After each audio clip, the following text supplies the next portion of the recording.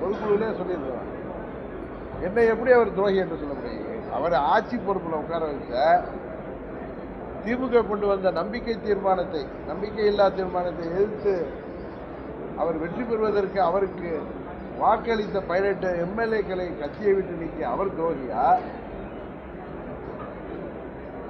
அவரை முதலமைச்சராக்கி அறிவித்து விட்டு சென்ற சின்னம்மா அவர்களை கட்சியிலிருந்து பொதுச்சாலையிலிருந்து நீக்கிய, அவர் சிறைச்சாலையில் இருக்கிற நீக்கிய பழனிசாமி துரோகியா? அவரை ஆட்சியில் அமர வைத்த அந்த நம்பிக்கையில்லா தீர்மானத்தில் எப்படியெல்லாம் அவரை யாரும் ஏற்றுக்கொள்ளாத நேரத்தில் அதை ஏற்றுக்கொள்ள வைத்து சின்னம்மா அவர்கள் அறிவித்து சென்று விட்டார்கள். அம்மா அவர்களை சேர்ந்த அந்த சீனியர் மினிஸ்டர்ஸில் அண்ணன் ஓபிஎஸ்க்கு அடுத்த இடத்துல அவர் இருந்த காரணத்தால் அவர் அறிவித்திருக்கிறார். அதை நீங்கள் எல்லாம் ஏற்றுக்கொள்ள வேண்டும் என்று அவர்களிடம் பேசி அன்றைக்கு செம்மலை போன்றவர்கள்லாம் வெளியிலே ஓடி போயிட்டாங்க. இவர் ஏற்க முடியாது, உங்களுக்கு தெரியும். அதுபோல் பல சில சட்டமன்ற உறுப்பினர்கள் காய்கறி வண்டியிலலாம் ஏறி போக மாட்டாங்க. வேற ஒன்றும் காரணம் இல்லை.